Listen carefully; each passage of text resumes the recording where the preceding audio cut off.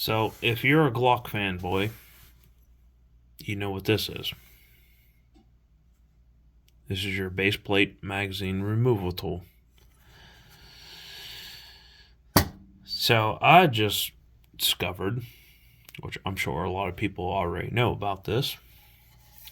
You take your basic AR magazine. This is a 7.62, but what's nice is you can take, you see that little hole right there?